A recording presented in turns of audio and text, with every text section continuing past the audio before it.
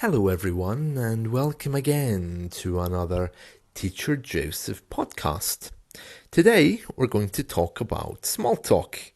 So, first of all, let's look at what small talk is. Well, it's an informal type of conversation that doesn't cover any important points of conversation. It doesn't talk about anything that really needs to be fixed. It's basically a way of being polite and holding a conversation about things which are really unimportant. In spite of it looking like it doesn't have any useful purpose, small talk is a bonding ritual. It's a strategy for managing your distance from somebody else. It has many functions, in helping to define relationships between friends, colleagues, new people, and in particular, it helps new people explore and categorize each other's social position in society. Now that sounds quite frightening, doesn't it? But in practice, it doesn't work that way. Depending on the job you're doing, it will allow someone to know if you have anything in common, not necessarily to examine the social position. Small talk is closely related to the need for people to maintain a positive face and politeness in British society, and also to feel approved of by those around them. So small talk isn't just about you and the person, it's also a way for the person who's initiating the small talk to show their interpersonal skills. In that way, everyone thinks, oh, John is friendly. Look, he's talking to the new person. It also lubricates social interactions. And what I mean by that is it makes them much easier and not so uncomfortable. But small talk has a kind of negative side, because if the conversation never goes beyond small talk, it then can become very, very negative, and it can become a problem. Let me just give you an example. So we have an English TV presenter. Her name is Lorraine Kelly, and she's known or has a reputation for being very insincere. And that's because the conversations she has with her guests on her TV show are always very shallow. They kind of lack depth, because all of her guests are met with the same kind of questions. Oh, have you lost weight? Oh, you're looking amazing. Oh, you were divorced and now you're back together. Oh, that's lovely. It just doesn't sound very sincere. So if you keep small talk at a level of basic conversation which isn't going to go anywhere despite meeting the person 100 times, then small talk can become almost violent. It's a way of avoiding deeper questions. Let's look at some different types of small talk. Well, I suppose one of the main ones is the conversation opener.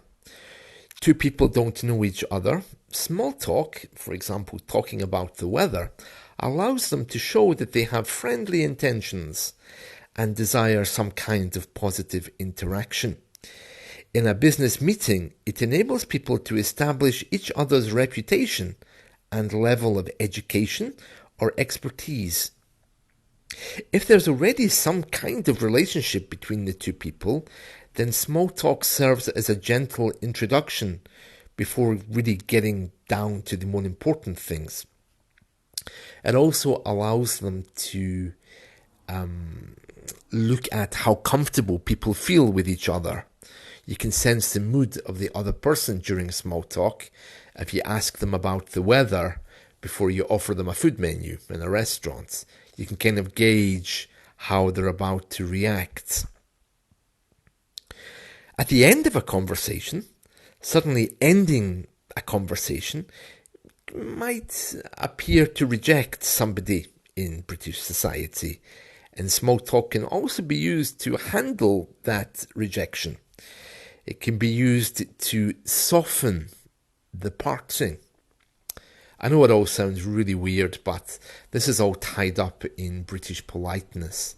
If you just turn your back and walk away from someone during a meeting, it's considered very, very violent. And in fact, I was in a place recently where someone did that, and I promised myself I would never go back. Space filling is another reason why we have small talk.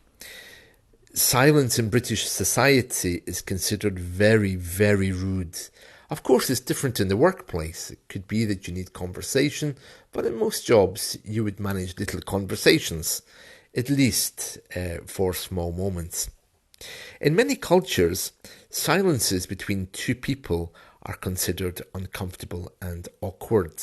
And definitely here, that has been a big problem in UK society.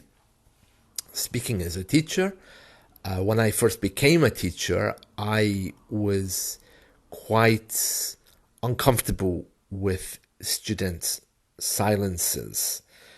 For example, let me just give you an example here. There's one culture in particular who don't have a problem with silence. I ask a question, I don't get a response. What should I do? Should I ask the question a second time? Should I wait? It's difficult for me to gauge a situation like that. And I think in the early days of me being a teacher, I perhaps didn't handle that issue as well as I could have done. These days, of course, after teaching for 20 years and 30 years, I now realize that some people just need a bit of silence, and that's not necessarily a bad thing. You know, it's not a rejection. It's not an ignorance of ignoring me. They just need time to think, and that's fine for them. But here, we tend to use fillers. If someone wants time to think, we'd say, let me think. We would give positive ideas and moments, little words, stretching words to show someone what we're doing. But actual silences, if you try that here, it will be assumed that perhaps you are uncomfortable, rude, afraid, angry is perhaps the main one.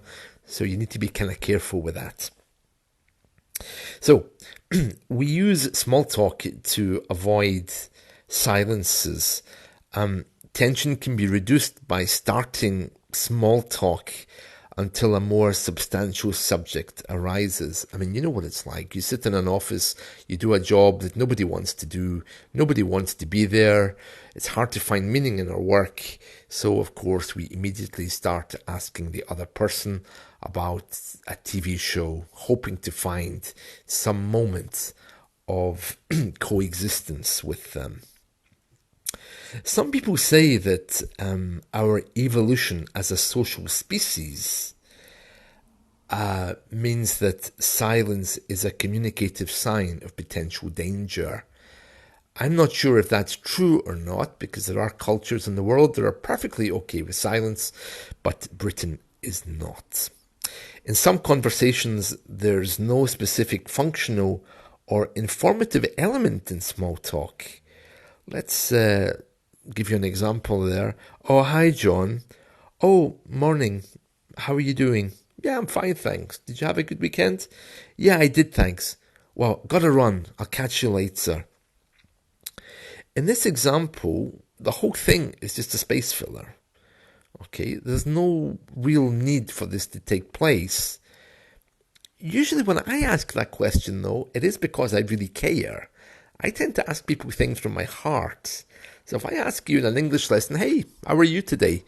It's often because I mean it. It's not just small talk, but in a busy atmosphere, it is just chatter.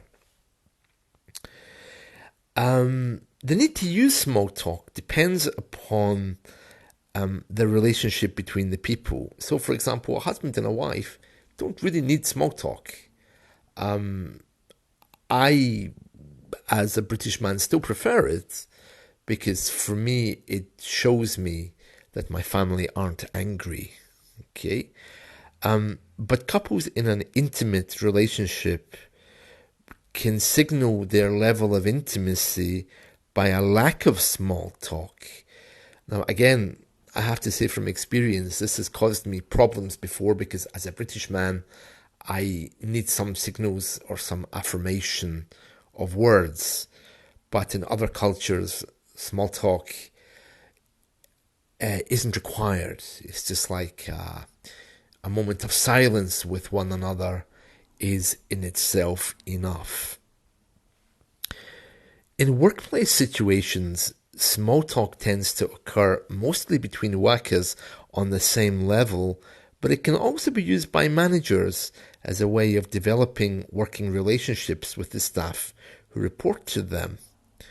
Bosses who ask their employees to work overtime may try to motivate them by using small talk to decrease their difference in status, They might employ team building techniques, for example. About topics of small talk, well, conversations are generally less important than the actual reason why we're having them. So the topic can be anything. Let's say that they can be direct or indirect. Direct topics include personal observations, such as health or looks. Indirect can be about the news, the weather, sports and TV. And British people, we are experts, at talking about weather. Asking about the weather when the weather lacks reason can actually get in the way of small talk. So, for example, if it's raining and it rains every day, it would be a bit of a strange thing to say. The level of detail of small talk is designed to avoid going too far with personal space. When asked, "How are you?" by an acquaintance you don't know well, a person is likely to choose a simple answer, "I'm good, thank you." But if they added intonation, "Yeah, good, I suppose," you would know by that response, or yeah, I'm okay. You would know something's wrong, but it's intonation that tells you, not the words, okay? Yeah, I'm good. Good, yeah. Good, I suppose. Clearly, the last one, they're not good.